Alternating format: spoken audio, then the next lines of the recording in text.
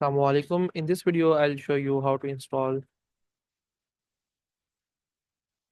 NLTK in your Windows 11 machine. So, for this video, you must have the Python installed in your machine.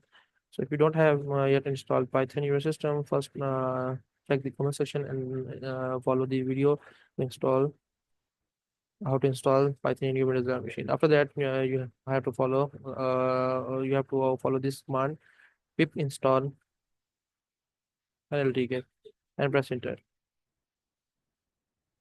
It will take a little time and check the requirements for the system and install the analytic in your system.